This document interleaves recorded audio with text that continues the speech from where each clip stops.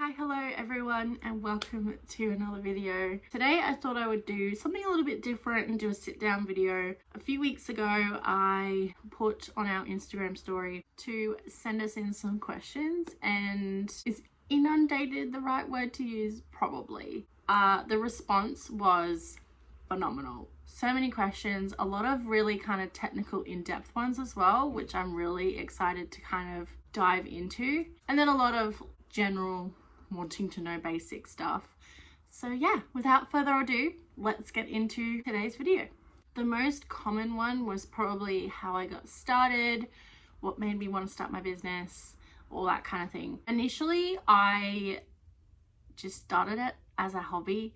I didn't really have any clear plan or want to make what I do now into a business. It kind of started off as me just wanting to make a couple of scrunchies for myself, and I luckily got given a very basic sewing machine. That's kind of what made my passion for what I do. I think figuring out what that passion is, or that joy, is a really good kind of pinpoint to, starting and turning it into a business. Another relevant question was, do you have any tips to starting a small business? If I was to give anyone any advice, it would be kind of going off the last question. Figure out what your passion is. If you really enjoy making a particular item, go off that and kind of put the feelers out there on your social media and see if the interest is there. There will more often than not be someone out there that wants to have what you are making. I think finding that target audience to start off with is a really good tool to kind of adapt on. Another would be try and have a somewhat plan. Obviously, a lot of people just wing the whole thing, and that's all well and good, but sometimes it doesn't last, it phases out.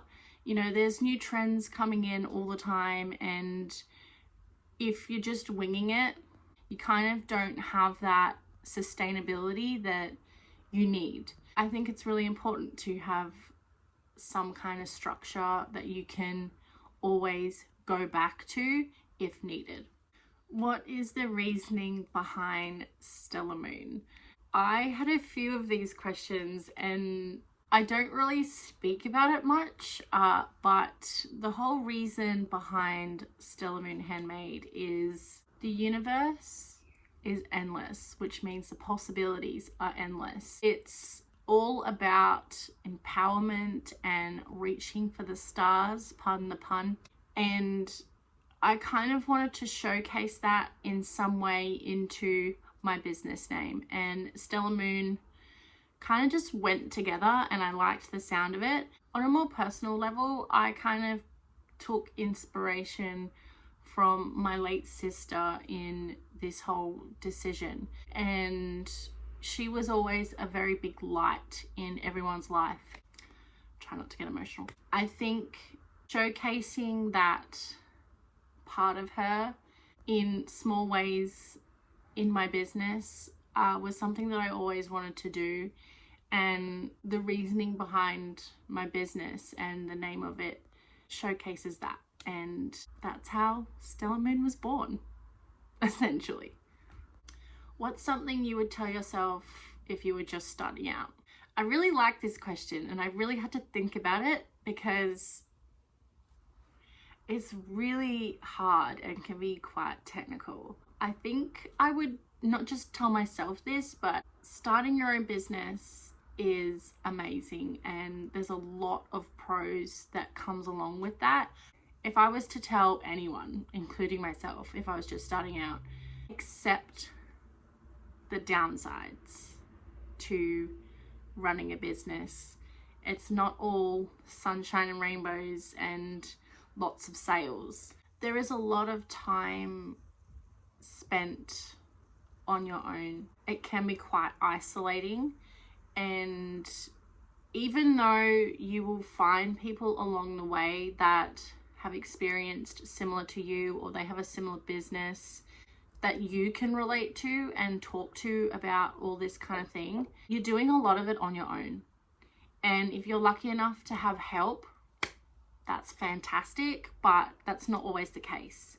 It's quite daunting and it's a lot to deal with. It's very draining, but there is a lot of upsides to running your own business. And I think accepting all aspects will just let you grow as a person and grow as a business.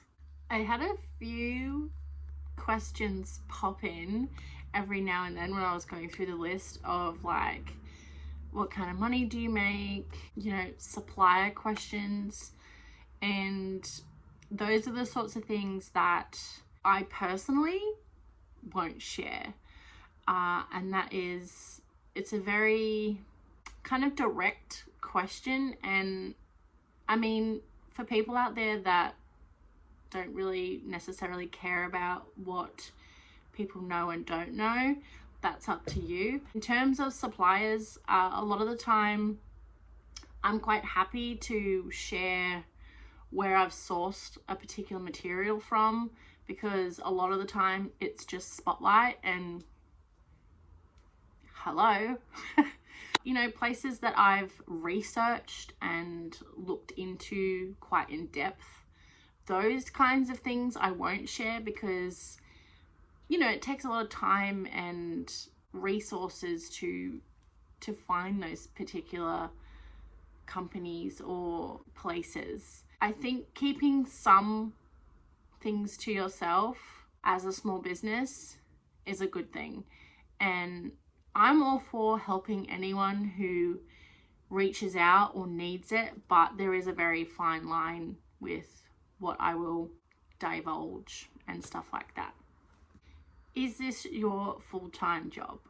I would like to say 100% yes, but that's not really the case. I do have another job, which if you've watched any of our previous videos, you would know that I'm a part-time barista as well. I've been in hospitality / retail for about 12 years, taking out maternity leave when I had my kids, but I've only had Stellar Moon for overall 3 years, but we launched last March in 2021. A lot of my downtime is spent wholeheartedly in this business. I would love to put my whole, 100 million% of myself into this business, but at the moment I just can't. That's something that I would like to achieve come next year. It's definitely something that I want. I'm manifesting the shit out of that for next year. Okay, this next question I genuinely really love, and that's what's going to see this video out, because what better way? What is something that you think is too big of a goal to achieve? Side note, no goal is too big to achieve. It's all about the time and effort you put into then achieving that goal. I would love to have my own shop one day, whether that's just like a little hole in the wall, little boutique style shop, or like something on a larger scale. I would love that. There is a lot of time, effort, and money that goes into even just the process of having your own storefront. It's definitely on my list of things that I would love to one day possibly achieve. It is very high up on the list of things, but it's never not achievable. You've got to be positive in that sense. If you go, oh, I would love to have a shop one day, but I'll never get there, that's not the right attitude to have. It's one day I'm going to have my own shop and I'm going to work hard to get there. If I don't quite reach that goal, there would have been so many others that I would have achieved along that journey. And that's something that you should be very proud of. Another big goal of mine that I'm just going to share is I'd love to employ someone. That's something that I'm hoping to maybe achieve in the next year or two, especially as this little business keeps growing. But yeah, no goal is too small. And that is all the questions that I'm going to answer today. I hope you guys really enjoyed this video, something a little bit different. If you'd like me to do another similar video to this, do let me know in the comments below. I really enjoyed filming it.